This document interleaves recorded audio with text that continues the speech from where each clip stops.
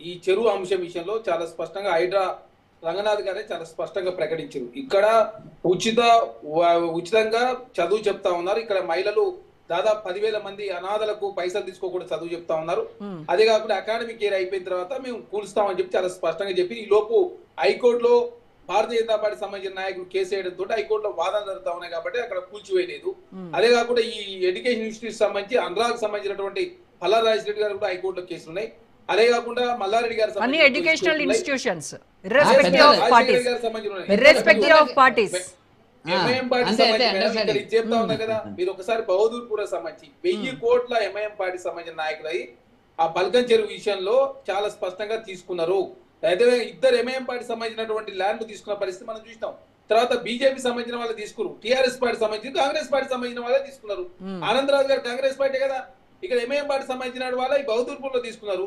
తర్వాత ఇక్కడ ఎన్ని చెరువులు కాబట్టి చాలా స్పష్టంగా హైడ్రా ప్రకటించింది. అదే కాకుండా బీఆర్ఎస్ ప్రభుత్వంలో ఎఫ్టీఎల్ కావచ్చు, బఫర్ జోన్స్ నామ్స్ చేంజ్ చేసిన మాట వాస్తవం. జివో 69 నంబర్ తీసుకొచ్చారు. తర్వాత ఇది త్రిపుల్ జీవోని ఎత్తేసి, అదే కాకుండా దాదాపు 84 గ్రామాల్లో ఉన్నటువంటి 132,000 ఎకరాలకు సంబంధించినటువంటి త్రిపుల్ జీవోకి సంబంధించి తొలగించిన పరిస్థితి కూడా మనం చూసినాం.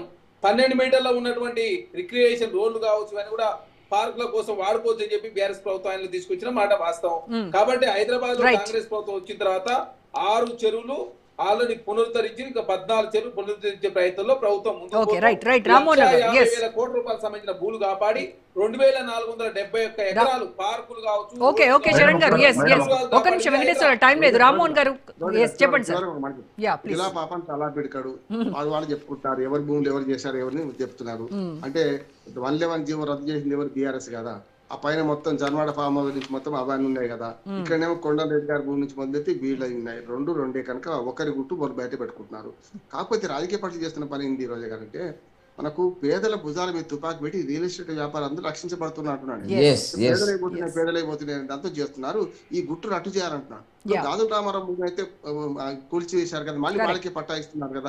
ఖమ్మంలో జరిగింది మనం చూసినాం కదా. వీళ్ళు ఏం చేస్తున్నారంటే పేదలకు ముందు పెట్టి ఇప్పుడు జనరల్ ఏం చేస్తారంటే చేత కాకపోతే ఆడవాళ్ళనో విద్యార్థులను పిల్లలను ముందర పెట్టి జమ చేస్తుంటారు. ఇదే అంటున్నారు. అందుకని దానికి శాశ్వత పరిష్కారం ఇక్కడ అట్లా లేదు.